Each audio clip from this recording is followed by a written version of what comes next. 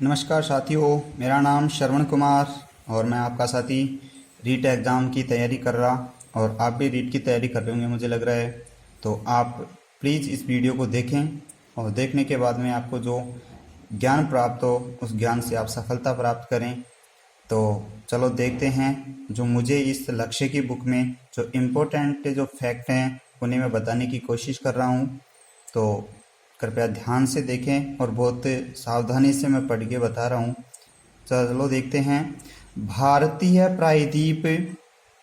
प्रायद्वीप पहले गोंडवाना महाद्वीप का ही अंग था। किसका भाग था? गोंडवाना प्रायद्वीप का ही अंग था।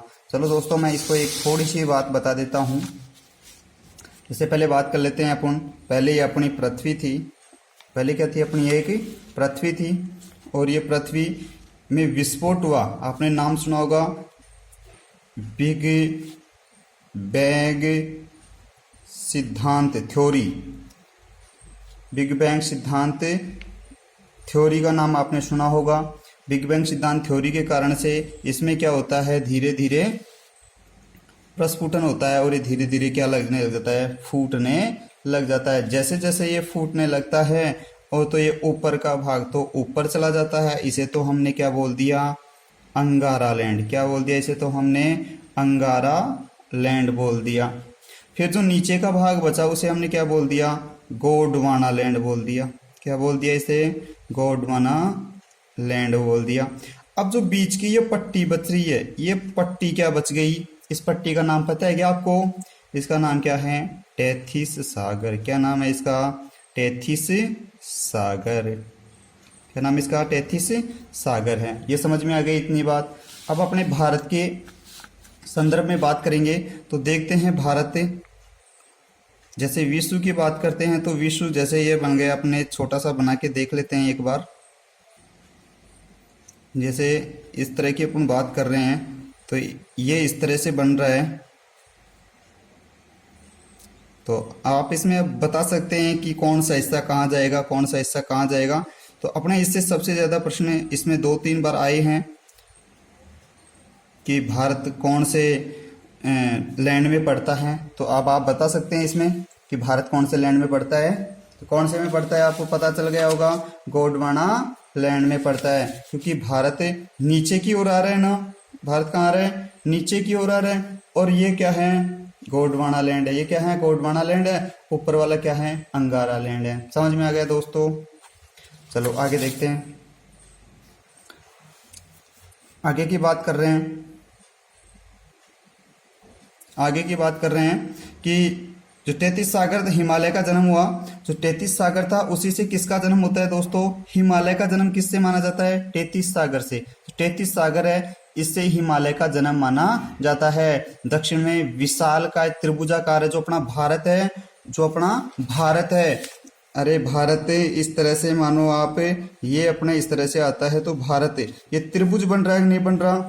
त्रिभुज बन रहा है नहीं बन रहा? ये इस तरह का त्रिभुज बना रहा है, इसलिए ये क्या कहलाता है? भारत कैसा है?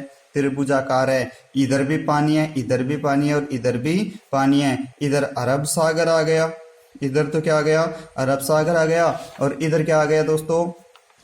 अरे इधर तो अरब सागर आ गया, इधर क्या आ गया? बंगाल की खाड़ी आ गया। क्या आ गया? बंगाल की खाड़ी आ गई।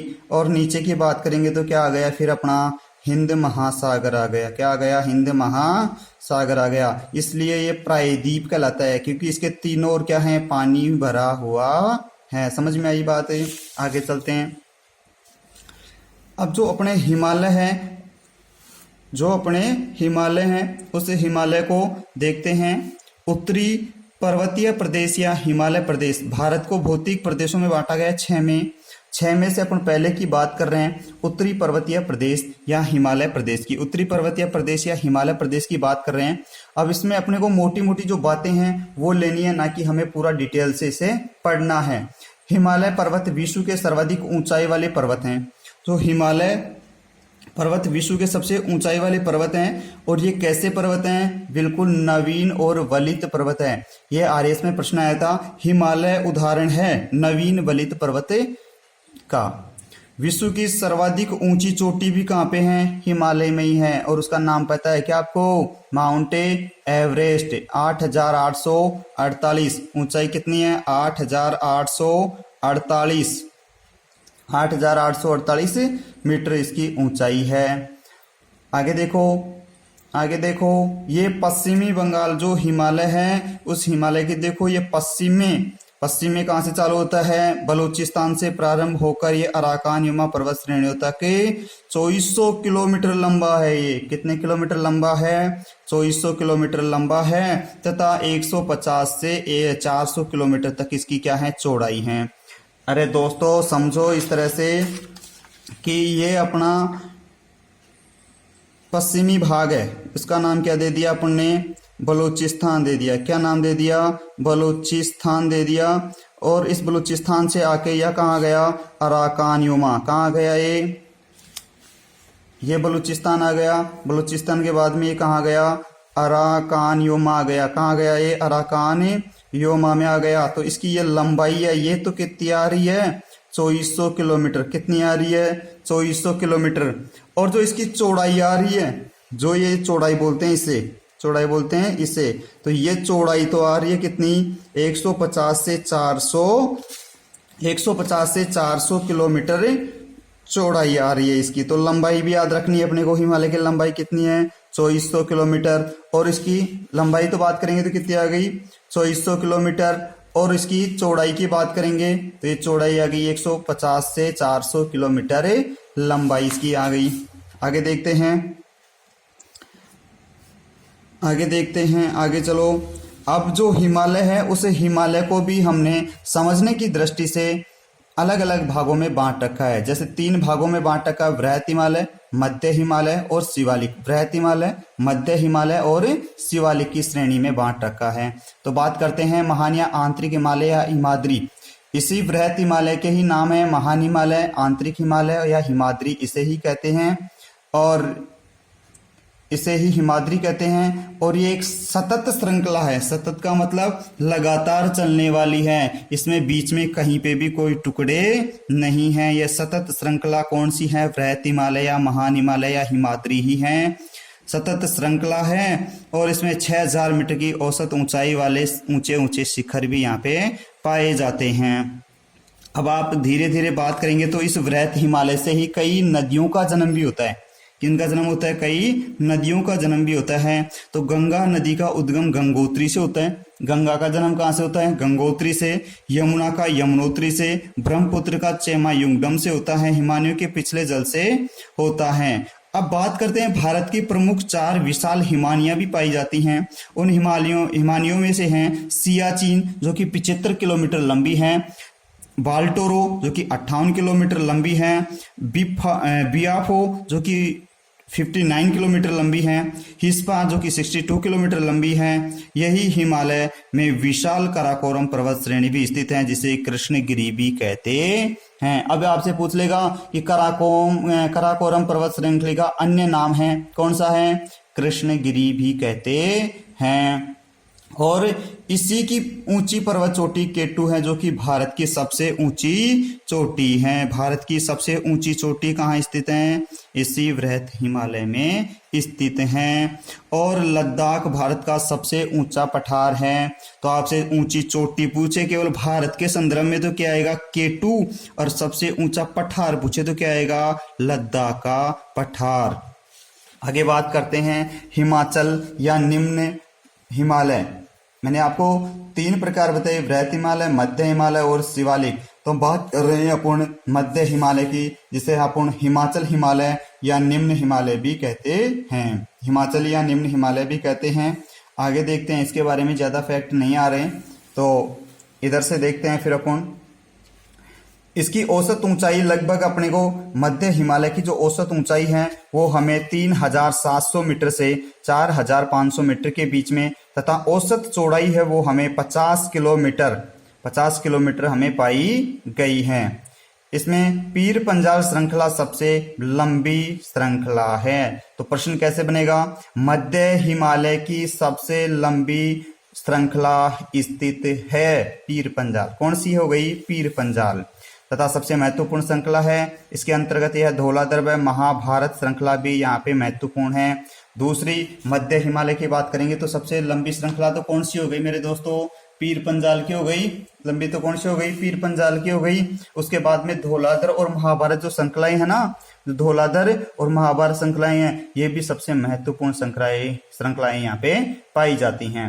अब अपन बात कर रहे हैं हिमालय की तीसरी जो श्रृंखला है, उस श्रृंखला की बात कर रहे हैं। तो कौन सी श्रृंखला आ गई इसमें, शिवालिक की पहाड़ियां। कौन सा आ गया, हिमालय शिवालिक आ गया। इसे ही हम लघु हिमालय भी कहते हैं। क्या कहते हैं मेरे भाइयों, लघु हिमालय भी कहते हैं। हिमालय की सबसे बाहरी श्रृंखला को क्या कहते हैं, शिवालिक कहते हैं। अरे मेरे दोस्तों समझो आप, इधर हमने ऐसे यहां से चालू किया था बलूचिस्तान से, इसका नाम क्या था, बलूचिस्तान था। बलूचिस्तान से चालू करने के बाद अपन कहाँ गए, अरे कहाँ गए, अराकान योमा आ गए। कहाँ गए, अराकान योमा आ गए। अराकान योमा आने के बाद में अपन ने कितनी चली थी, ये 2400 किलोमीटर इसकी हमने क्या की थी, लंबाई की थी। और ये कितना चौड़ा है, इसकी भी हमने बात कर ली थी। ये 150 से 400 किलोमीटर लंबा है, ये भी हमने बात कर ली थी। अब ये जैसे जैसे ये लंबा है ना, ये 150 मीटर ये मान के चलते हैं अपन भाई, ये पूरा 150 से 400 मीटर के बीच में है। अब इसके हमने 3 भाग कर लिए। क्या कर लिए हमने, इसके 3 भाग कर लिए। तो पहला था, उसे हमने क्या नाम दे दिया था, वृहत हिमालय दे दिया था। क्या नाम दे दिया था इसे, वृहत हिमालय। इसे क्या दे दिया था, मध्य हिमालय। इसे क्या दे दिया था हमने, शिवालिक दे दिया था। क्या दे दिया था हमने, शिवालिक दे दिया था। तो अब हम इस शिवालिक की तो बात कर रहे हैं, तो नीचे नीचे है, ये तो बीच वाला आ गया, ये ऊपरी भाग आ गया। तो सबसे ऊंची चोटियां कहाँ होगी, इस ऊंचे वाले भाग में ही होगी। और इस पश्चिम से इस पूर्व की ओर जाने पर इसकी ऊंचाई की चोटियां हैं वो बढ़ती हैं, ऊंचाई की चोटियां बढ़ती हैं। सामान्यतः 6000 मीटर ऊंची चोटियां पाई जाती हैं। सामान्यतः कितनी पाई जाती हैं, 6000 मीटर ऊंची चोटियां पाई जाती हैं। चलो देखते हैं आगे, आगे देखो, आगे देखो, आगे देखो। शिवालिक कहा जाता है, इसकी चौड़ाई 10 से 50 किलोमीटर लंबी होती है। इसकी जो चौड़ाई है वो 10 से 50 किलोमीटर है। ऊंचाई 900 से 1100 किलोमीटर के बीच में पाई जाती है। तो अब इसकी ऊंचाई की बात करेंगे तो अपन को कितनी मिलेगी, 900 से 1100 मीटर के बीच में है। और यह नदियों द्वारा लाई गई असंपीड़ित अवसादों से बनी है, क्योंकि नदियां ज्यादातर किससे निकलती हैं, वृहत हिमालय और मध्य हिमालय से निकलती हैं। और जो लास्ट में बचता है शिवालिक, वहां पे अवसाद जमा कर देती हैं। अवसाद किसे कहते हैं, नदियों के द्वारा बहाकर लाई हुई कंकड़ पत्थर मिट्टी को ही क्या कहते हैं, अपन अवसाद कहते हैं। ये घाटियां बजरी तथा जलोढ़ से मोटी परत से ढकी हुई होती हैं। आगे बात समझ में आ गई आपको। आगे एक छोटी सी बात समझ में आने की है, शिवालिक के बीच में जो लंबवत जो घाटी होती है उसे हम क्या कहते हैं, दून कहते हैं। क्या कहते हैं, हम इसे दून कहते हैं। जैसे देहरादून, कोटलिपुत्र या पाटलिपुत्र, इस तरह के इनके नाम आते हैं। अब देखते हैं कोटलीदून या पाटलीदून इसके नाम आते हैं। एक छोटी सी बात और है इसमें आपके सामने, कि जो नदियां निकलती हैं और उनके बीच में जो हिमालय बने हुए हैं, तो अपन उसकी भी बात कर लेते हैं। जैसे सतलज और काली नदियां हैं, सतलज और काली नदियां हैं, उनके बीच में कौन सा हिमालय स्थित होगा, सतलज और काली नदियों के बीच में कौन सा होगा, कुमायूं हिमालय। सतलज और काली नदियों के बीच में कौन सा, कुमायूं हिमालय। सतलज और सिंधु के बीच में पंजाब हिमालय। सतलज और सिंधु के बीच में पंजाब हिमालय। सतलज और काली के बीच में कुमायूं हिमालय। काली और तीस्ता नदियों के बीच में नेपाल हिमालय। तीस्ता व देहांग नदियों के बीच में असम हिमालय पाया जाता है। दोस्तों याद करने की है, सतलज सिंधु पंजाब, सतलज सिंधु पंजाब, सतलज काली कुमायूं, सतलज काली कुमायूं। काली तीस्ता नेपाल, काली तीस्ता नेपाल। तीस्ता दिहांग असम, तीस्ता दिहांग असम।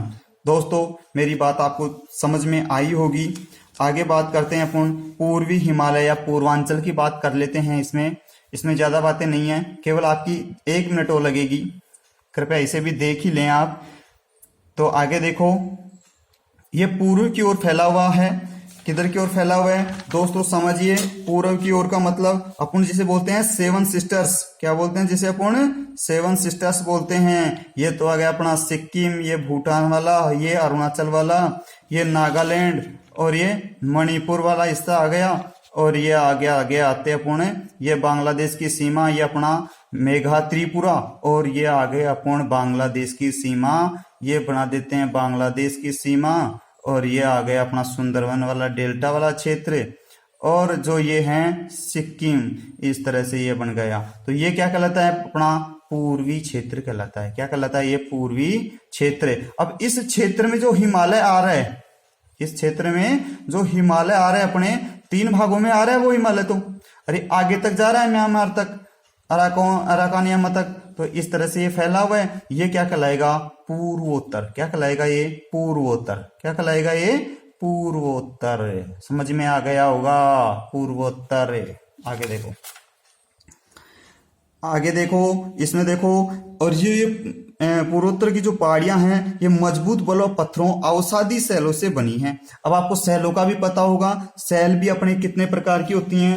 शैल भी दोस्तों 3 प्रकार की होती हैं। शैल भी कितने प्रकार की होती हैं? 3 प्रकार की होती हैं। पहला आग्नेय होती है।